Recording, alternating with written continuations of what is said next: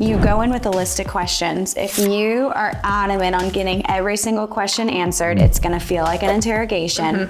It's not going to feel like you're building that relationship. And in some ways, they might feel like you just wasted an hour and a half of their time. Yep. The person that knows how to utilize AI really well, they're going to be the one that's going to take the job from the other person.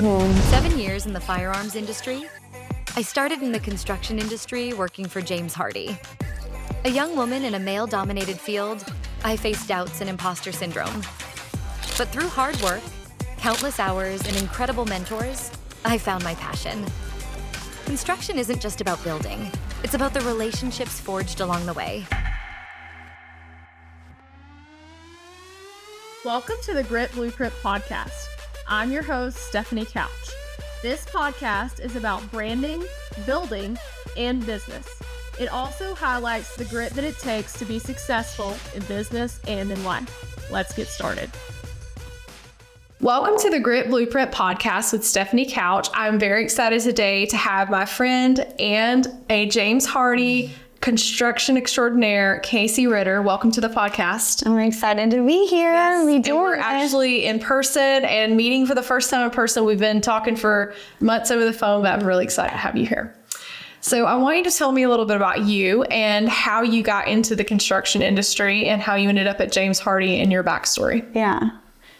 It was definitely by accident. So I've always kind of been in a man's world. I was lucky enough when I was 16 to start working at a country club for guns. So I worked at a country club for 7 years and it taught me so much. I always say that it is the reason for everything good in my life because it truly is. It's how I got all my jobs post-college, still have a bunch of amazing connections. So there is where I met now my boss's boss's boss, but at the time he was my boss. So he's had a lot of promotions and he just, he really rallied for me and said, you know, go get your feet wet at a corporate job right out of college. And when you're ready, call me for a position. So I took a job in Boston selling chemicals, outside sales for a chemical company. And that was a big deal moving to Boston from Georgia, right? Yeah, it was different. Big change. And I can't imagine. Everybody, you know, in Georgia thinks that people up north are really mean, but I didn't have that experience. Yeah. It was actually, you know, kind of refreshing, but chemicals was not my jam. Yeah.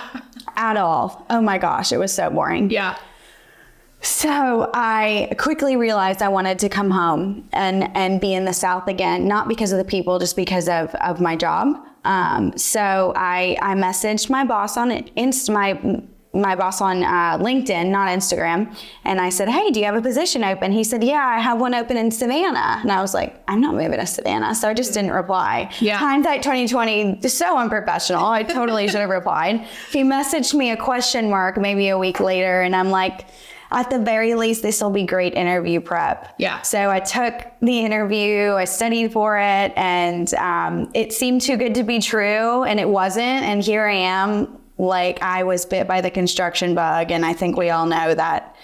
There's always a little piece of you, no matter what, like you, that will still be in it. So. Yeah, it's really cool. James Hardie is a really innovative company. And I feel like from a marketing side and just a product development side, and also they hire a lot of young people and really help train them up. So I've always seen that in my career, that they're really hiring people that are top talent from a young age and trying to grow them. So I like that about James Hardie.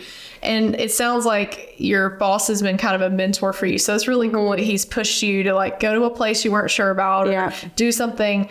I think fear sometimes of the unknown is hard, right? Like you don't know, are you gonna like living there or whatever. Exactly. Once you moved into that territory and got started, like what was your first few months like in the job? That's a really good question. It's all been amazing. Like I've found my community. I've made very strong relationships. Making friends as an adult is so different. Yeah. You grow up in the same place. Yeah. You're friends with people that you've known since elementary school. They've known you through all these phases. They don't judge you. Making adult friends is like, it's very surface level for a long time, it feels like. So 2 years in, it's like very rewarding to have built these friendships from nothing. I was actually with a client who's turning into a friend from a builder that's based out of Atlanta, but I sat with her yesterday at lunch and she's like, I just haven't found my community. I feel like an alien here. I'm like, come to my gym. Yeah.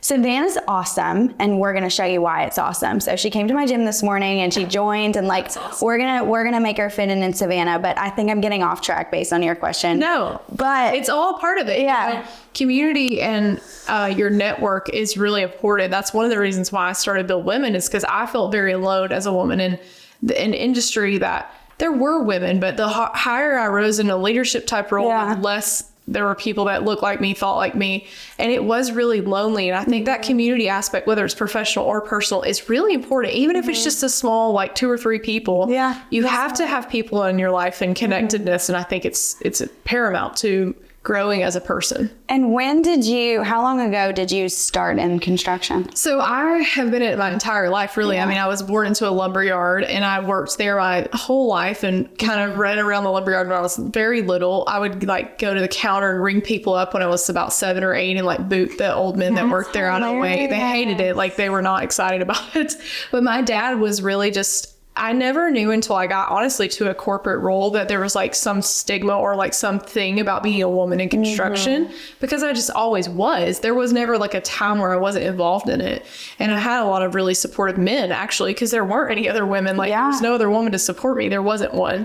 So I think that that's important to have, like you said, obviously your mentor, to have those men in your life that support you. And I still have a lot of those. My husband's one of them, obviously, but then a lot of men in my career that have really supported me and sponsored me and said my name in rooms where I had opportunities. It's huge. Yeah. If I say this a lot, but if women could have solved this whole like women parity in construction thing, we would have already solved it. Yeah. We can't do it by ourselves. Like we have to have men to help us get to where we want to go. Yeah. And women, but also men, because they're the ones that are running a lot of these big decisions. Yeah, you're so right. Yeah. It's funny you say that, because I've been reading a book that talks a lot about this. It's actually called Women Don't Get the Corner, or Nice Girls Don't Get the Corner Office. You've read it? I haven't read it. I've heard about it before. I've never read that one. Is it really good? Okay. I mean, it sounds like you read it based on what you just said. Like you have to have a mentor. You need to have a male and a female mentor, because statistically men are in those positions.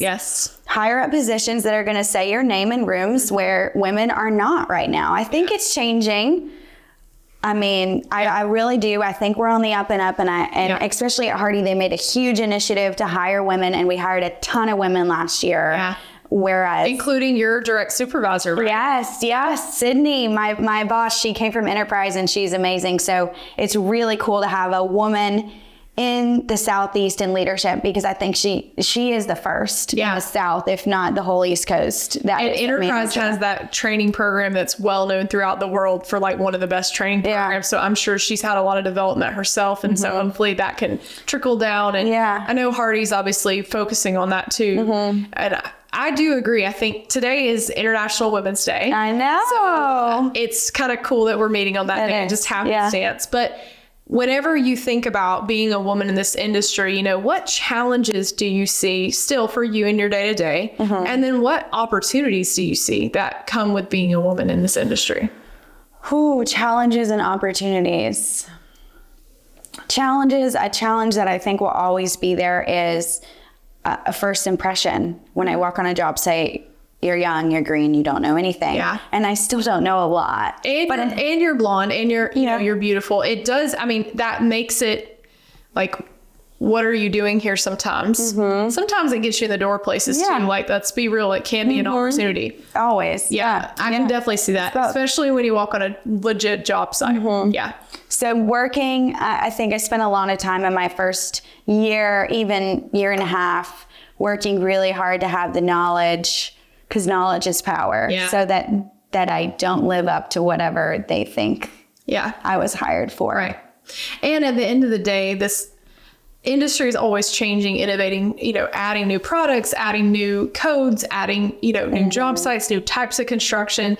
So the thing is, I've been in this my entire life. There's still a million things I don't know. You know, like last week, I spoke at a conference for the glass industry, and they were talking about all this amazing glass wall enclosure that had like R19 insulating properties with a glass wall and a very, very small glass sandwich, which has totally never been done before, and they can span all this space. That's something brand new. Like I never saw that because it's not been there. So there's always going to be these things as sustainability and all these different products become more important to our world, we're never going to know everything. And I think the ability to say, I don't know, but I'll find out, that may be the best quality you can have, whether you're a man or a woman. Oh, yeah. And whether you're a year in or 25 years in, it doesn't matter, because you're never going to know everything.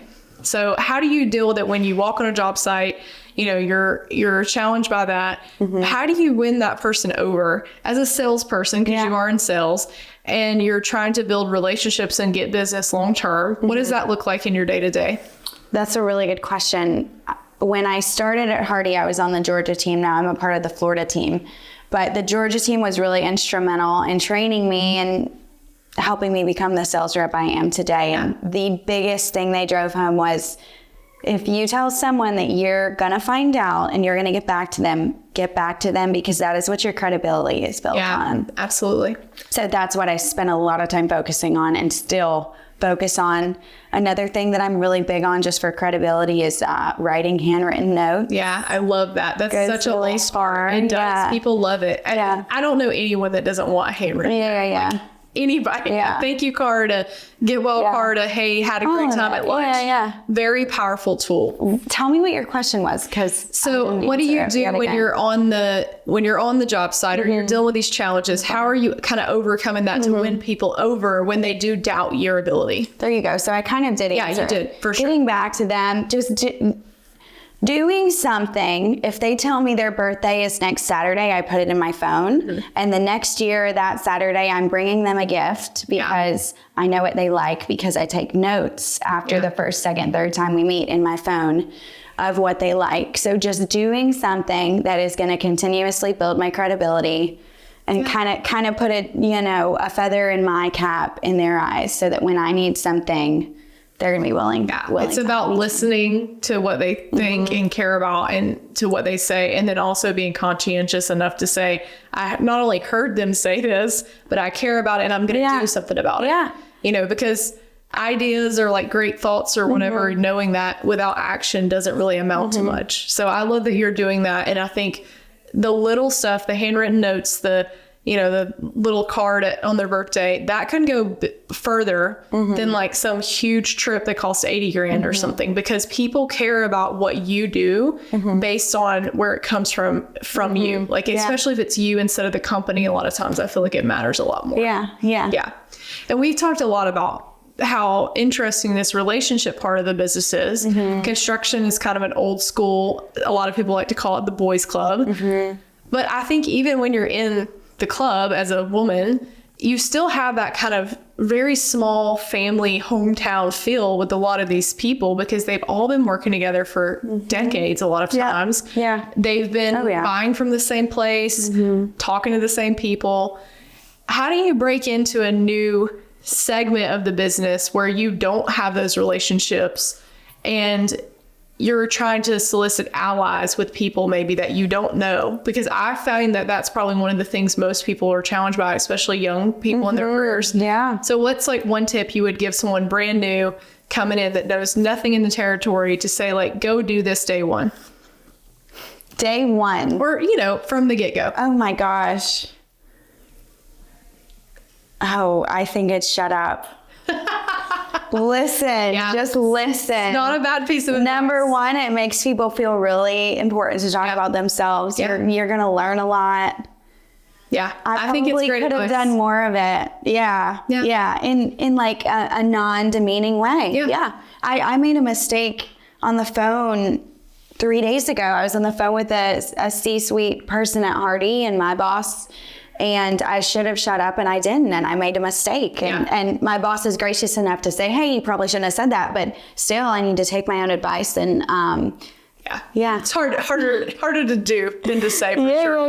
Especially when you are passionate about things and when you're confident about yourself. Exactly. And your ability. And I think there is a fine balance. I liken it to like a brake and a gas pedal. All brake is not good. All gas is not good. And it is probably one of the hardest skills to know. That's what leverage is to me, is when do you lever with the gas? When do you lever with the brake? And then sometimes you have to pull an e-brake, but hopefully not too much. again, like we both like to talk. So I think it is easy to just talk our way through things. And sometimes I talk myself into trouble too. So it's funny though, when I answered that seems like the very opposite of what you would say. So I'm curious what your advice would be. I actually do think that, especially in a customer relationship portion, yes, listening is very powerful because you need to understand what success looks like to them. What do they want? I think managing their expectations of like, what is your current supplier doing that you love? What are they doing maybe that you don't love? What are some things that could really help improve your business that would be a big, like, quick win for you that maybe you could facilitate? Those types of questions. And it's not just being quiet. It's like asking active questions that you get deep, open-ended answers to. And I think that would probably be the biggest thing, is ask open-ended questions in a way that doesn't feel pushy or like you're prying. Exactly. Like, give me your P&L and let me look at how much you sold last year. No one's going to want to tell you that.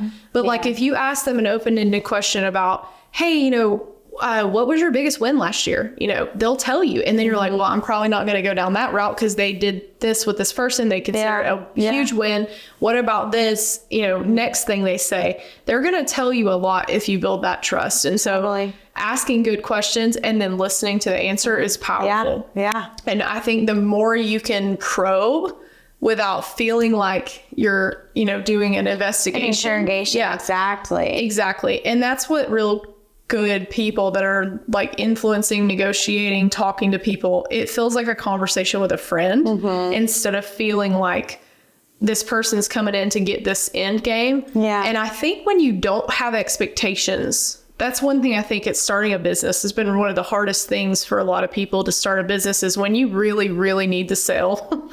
Like when you need that check, it's hard not to come off desperate. And I think that happens with corporate sales too. You know, where you're working for a W-2 job or working for yourself, it doesn't really matter. How do you say, I need this sale, but I'm not going to show up telling them that with my body language, with my questions, you know, if this works, kind of like a first date. Like, we're going out. If we like each other, maybe we go out for a different day. If we don't, then like, nice to meet you, see you later. In sales, you need to go to a second date, but like, you don't need to seem like you need to get married the first date. And I think people try to push that too quickly.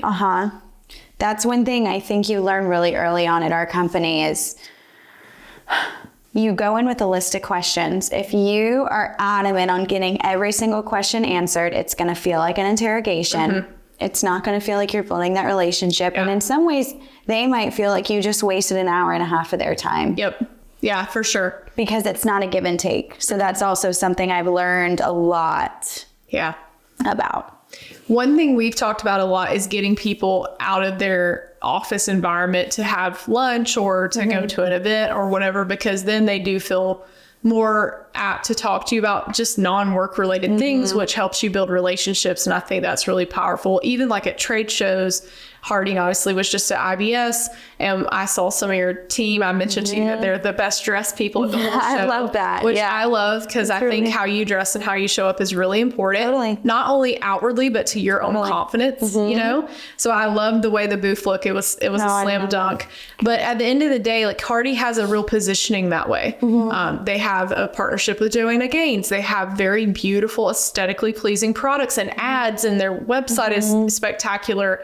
There is a lot to be said for that attitude of, we are really trying to present ourselves up front as the world-class elite leader. And in fiber cement siding, obviously, and all these other things that are out there, everybody knows that green, like no matter what, or the yellow when it's primed on the job site, you know. But at the end of the day, you guys are leading the field with that. And there's something to be said as a person to try to have the same type of thing. And that's why I talk a lot about personal branding, because what they've done as a company can be done as a person pretty easily, right? And so you have a certain, you know, way you like to dress. I have a certain way I like to dress. And I think it's important to show up as your best, because people respect you because they know that you like have your shit together, right? You're not just showing up like you just rolled out of bed, you know? Very important. First impressions are a big thing. I admire Lansing building products, because they don't let their employees wear jeans.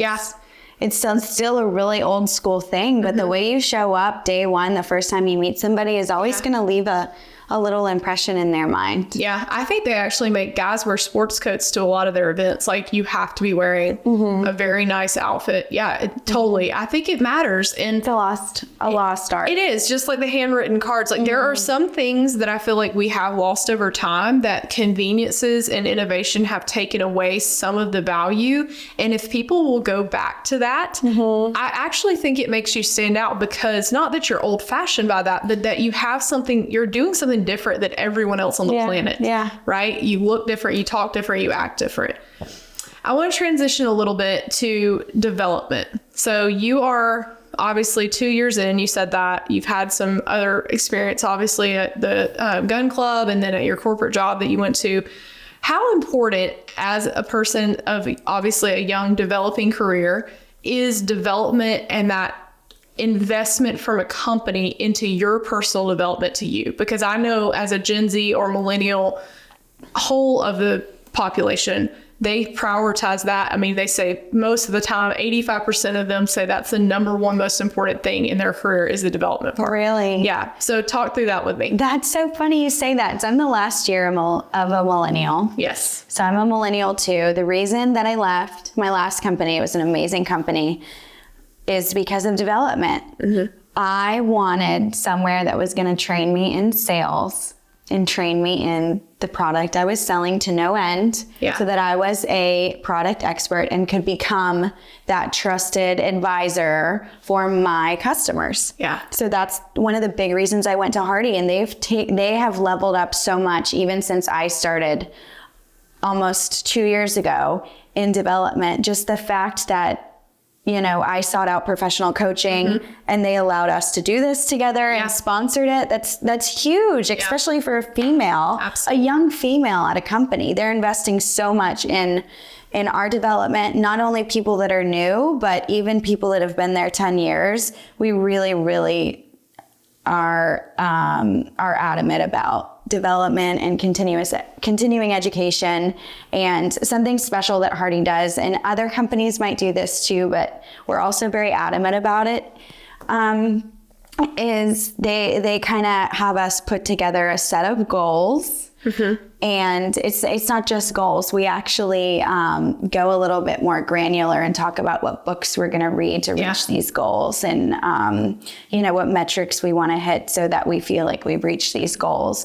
And that's what we use to be eligible for our next promotion, the next level up. So yeah, and that's huge for them to have that up front. And then you personally obviously have to commit to the company. They're committing to you to help get you there, and you're committing to do what you need to do to get there. And then there's a fiscal responsibility on their end if you hit those to get to that next level, which is huge. I think people should have to take ownership over themselves, but also they will need support, because with companies, a lot of times you're busy, you don't have time to take an hour, 2 hours, 3 hours a week to go do development. But when people prioritize that, it leads to exponential growth. Exactly. Yeah. And that's one reason why Ben and I have started, Construct You, that we're working on now with the courses, because I believe this is probably the biggest problem in the industry.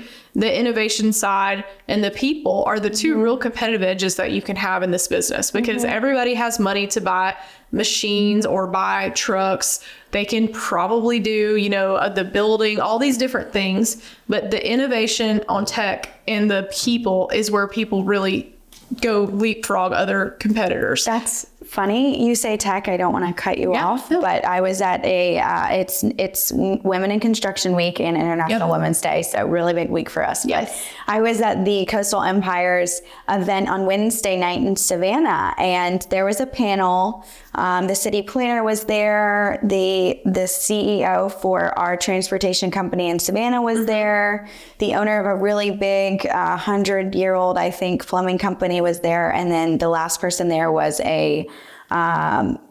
it's called Repurpose Savannah, which is a preservation company that tears down, does deconstruction. So anyways, they were asked, what are you seeing? What's the future in construction? Every single person answered technology. Yeah. I just did a keynote this week for the glass industry on AI. And afterwards, I said, hey, I'm going to do this free webinar about ChatGPT because it's just too much to do a 1 hour keynote and then them be able to really, you need some time to like explore it and then go back a week later and actually get some more information. And I had hundreds of people sign up for it because people are so interested in it and they don't really understand it, but they're willing to get in there and try it. And that, to me, I wasn't sure what response I was going to get because I knew people would be like, oh, this is cool. But I didn't know if they would do anything with it. And when I had that type of follow-up response, people messaging me, coming up to me, asking great questions about it. What can I use for my personal life to do it? Use AI and this and that. And I was flabbergasted. I could not believe the response. And it shows you that these are people that are glazers, that are blue collar, like in the field doing this work. They are very interested because they need people, they need labor, and they need some of these jobs that are very hard to hire for. They would love to automate that with AI. And that is huge. So I feel very strongly that our industry is going to adopt this. Yeah. I don't think it will be everyone, but it will eventually be, I call it the fourth industrial revolution, but it will be like internet was 25 years ago, where there'll be some slow adopters, but eventually everyone's going to have to get on board with AI. It's coming. And it'll be in our machines, in our plants. It'll be with our sales teams. It will be in our cars, our trucks, autonomous driving, delivery trucks. All of these things are coming. So get ready. It's exciting. It is. People are scared of it, but all of that sounds really neat. It's just like anything else. I think people think it's going to take all these jobs. Like the robots could take over the system. And I mean, it could happen. I don't know. But at the end of the day, I don't think AI is going to take jobs that people actually want. AI is going to take jobs from people that they can't find people to hire for those roles. And then the person that knows how to utilize AI really well, they're going to be the one that's going to take the job from the other person. It will be that human who dug in right now and learned it. And then they're going to be the ones that are making hundreds of thousands of extra dollars and that other person's gone. I love that you're really embracing AI because you are one of the first people that I've talked to about it in depth in this industry. No lie. And just in one of our coaching sessions, you showed me I don't want to call it a tool, but it's the automated email that sends you 10 apps a week that can make your life easier. And every single time I get that email, I look at each one. I spend 5 minutes seeing, all right, how could I possibly save 10, 20, 30 minutes a day by using one of these? And it's crazy that some of the stuff is not relevant at all to you, but some of it is you're reading it and you're like, how did they do this? Exactly. And it's every week they come out with thousands of new stuff. That's just the top 10. And this newsletter is called There's an AI for That. There you go. That's what it's called. It's totally free. And it's also written by ChatGPT, which is one of my favorite parts of it because it's actually written by AI. But it's really something I think if you're not aware, if you're not in the game on AI, take a little time, find a webinar, find a YouTube video, whatever it is, just a 101 ChatGPT or 101 how you could use AI in your business and your life, and just see if you want to explore it a little more. You don't have to be some sort of MIT graduate expert to be able to use ChatGPT. So easy. It's amazing what it can do. And even if it saves you 20, 30 minutes a day, like you said, that's huge. If you can use that 30 minutes to go make phone calls to customers or do something that only you can do, that's where AI is going to level people up. It's taking those tasks that can be automated, getting those off your plate so you can do the things that only you can do. Exactly. I love that. Well, I want us to pivot just a little bit to the personal side. So you just had a huge life event. Tell me what just happened a few weeks ago. Just got married to the love of my life. Amazing guy. Yep.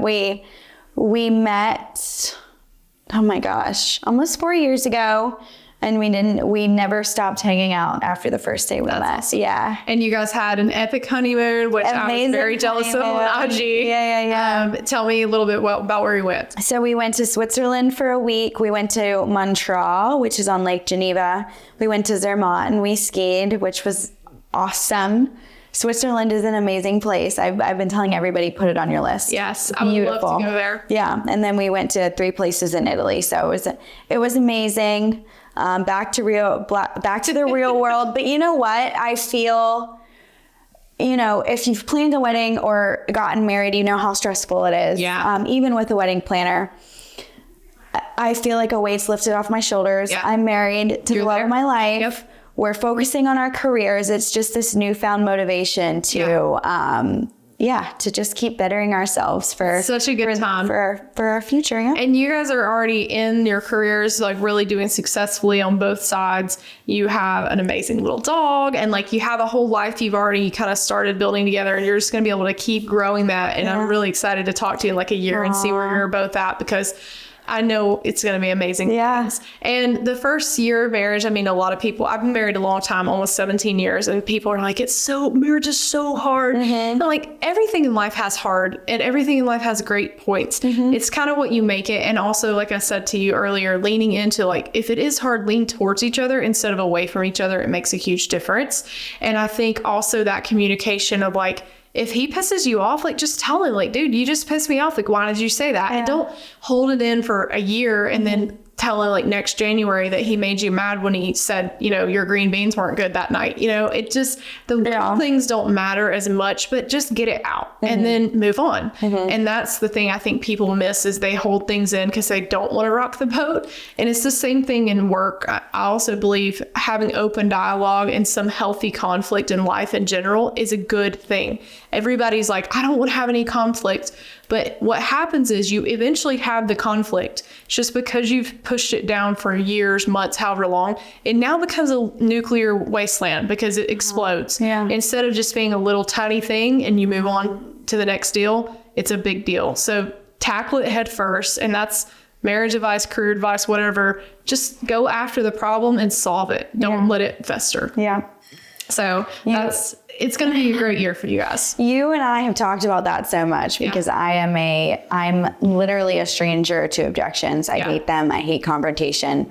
So we've worked on that a ton.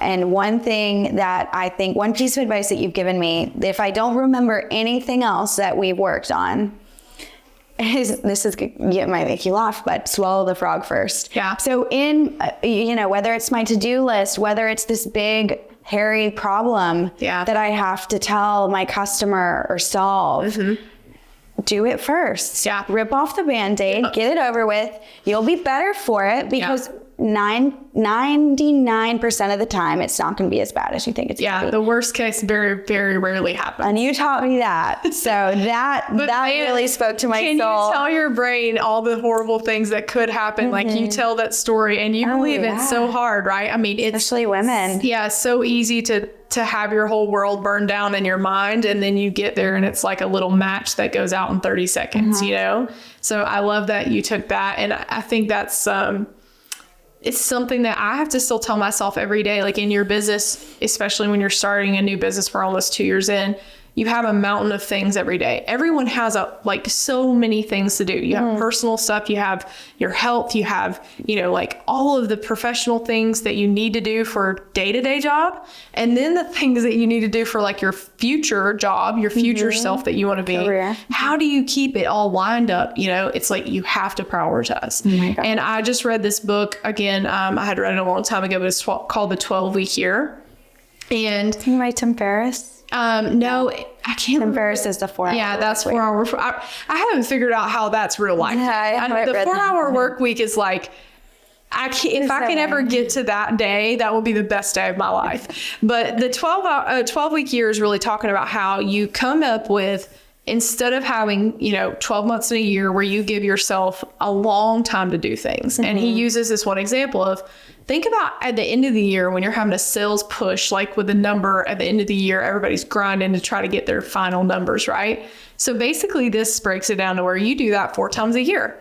So you don't have 6 months, 8 months where you're kind of like, you're doing things, but you're not going at it. 3 months, you're going at these specific goals. So you usually take 2 to 3 things, and this is what you're driving at every day. And then you break it into, what do I need to do to have success in this? So if your goal was, he uses in the book, to lose 20 pounds in 3 months, then you know that you need to eat this many calories, this much protein, drink this much water, work out this many times, like maybe you go to the sauna, whatever it is. Those are the things And then you break it into 12 weeks. So every week and every day, I'm going to do this. I'm going to do this. And then if you do 80% of those goals, if you hit 80% of those things, your likelihood of achieving that goal at the end of 3 months is exponentially greater. Just because you're not perfect doesn't mean you're not going to hit it. So I think that's the cool thing I've been like kind of reframing is I have a lot going on. You have a lot going on. What are the top 3 frogs that you're going to do every single day without fail? And then look at where you're at in 3 months, because it'll be so much further. And most people that do this and really dedicate, like seriously go all in on this, do more in 3 months than they did the year before, because they're so focused, because focus is a superpower. It is very hard to keep, even for me. And that's my number one strength. So much. I noticed such a difference maybe in the last 5 years, just because of TikTok and Reels. It's scary. Yeah. And also just the fact that like you have your phone everywhere you go with text, email, you cannot turn off. Like, I mean, I lay in bed at night responding to emails. CarPlay. Like all of these things are coming at you so fast all the time. And also taking breaks for your brain to like go and have time to think about things, especially in the creative side. Like for me, it's really important to say, I'm not going to sit here and do whatever it is, these emails. I'm going to go take a walk for 30 minutes and just think about things. Or I'm going to go drive. Driving is a big one for me. Like I like to drive and just listen to music, and I have some really great clarity and ideas. So that's the thing, is like, it can't always be boom, boom, boom all the time. You have to give yourself a break. That's so funny you say that, because like I said, the book I'm reading, it says statistically you need a break every 90 minutes. Yeah. Whether you get up and go get a glass of water, go on a quick walk, something small. You cannot grind for 8 hours a day. And if you do, and you work in an office environment, the likelihood of what your coworkers or boss thinks about you is this person is far too busy to take on anything else. A promotion, a new project that could possibly level up their career.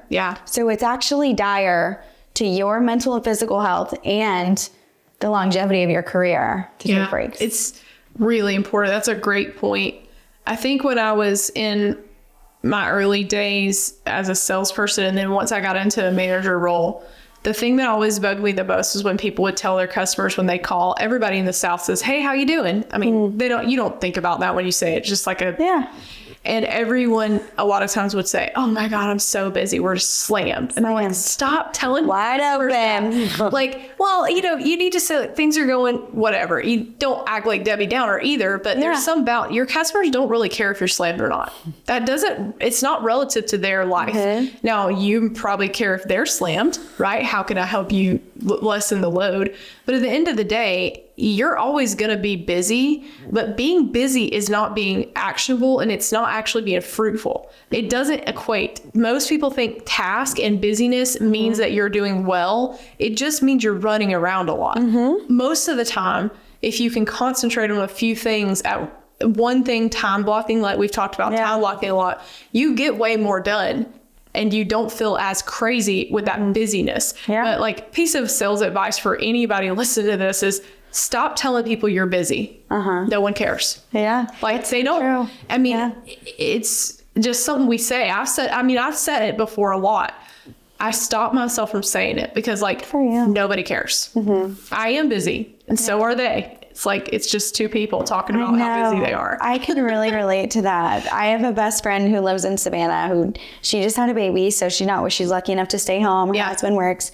And every time I talk to her, she says, "I know you're so busy. I know you don't have time for this." And it breaks my heart. I don't want to be. Well, and you are busy. She with a newborn baby. Exactly. She probably hasn't slept in 3 weeks. So at the end of the day, it's all relative. And I think the one quote that I heard recently was the most profitable, amazing people in the entrepreneur space. Most of the people that you will see, you think they're like so busy for you, right? The ones that you text and they text back immediately, they're the most successful. And that's because they get shit done that matters at the end of the day. And so you have to have priorities. And most of the time, people and opportunities are a huge opportunity for us in sales, but even in life, like, don't not take opportunities that make sense because you're so busy doing your today job that you take away from what could be in the future. Like a networking event, like you were talking about that event in Savannah, you know, hearing that panel about tech, then maybe you have a conversation that then leads to something else later for you or for your company. Or just meeting the city planner. Yes, That was the biggest thing I got out of that. But you could have been Hardie. doing emails. Like you easily could have been. Yeah. And it's very tempting. It's funny you say that because Wednesday is my dedicated work late day. Yeah. I only work late on Wednesdays. This event was on Wednesday, so I had a big choice to make. Yeah. And you chose a thing that had a longer term payoff that is not as sure. Like, no, those emails are not going to get sent back. But what could happen is a bigger payoff in the end. So I think especially for women get so tuned into their day-to-day, their job, that they forget their career. Yeah. And it's very easy, especially when you're trying to be a high achiever and you're trying to prove yourself early in the job, to forget about what could come down the road. And I spent so much time wasting on emails, projects that like I would spend hours on, like perfect job. Yeah. And then just putting it on someone's desk, they look at it for 30 seconds and say, thanks, put it in a file, and never get seen again. That's something that you and I should have some dialogue over, is perfectionism. Yeah. I struggled with that more than anything probably in my early career, even until I got to be an entrepreneur. It's probably the biggest problem, I think, for most women, because physically we're taught to be small, to be quiet, to be perfect, to have every hair in place, especially in the South. Like, girls in the South are taught different breed. Yeah. Very much please and thank you. My mom still sometimes asks me, did you say thank you to them? I'm like, Mom, I am programmed like a robot that if someone does something, I'm going to have to say, oh yeah, I cannot not do it physically. I know. Sometimes I catch myself saying it for no reason, but that type of behavior when you're young and you're a girl, it breeds into perfectionism when you're older, and then it goes into every task. So most men will apply for things when they know they're not really ready, but take a chance. Most women will not. Most men will do a project to the point where it's good enough and they'll move on and go to the next big task. Women will not.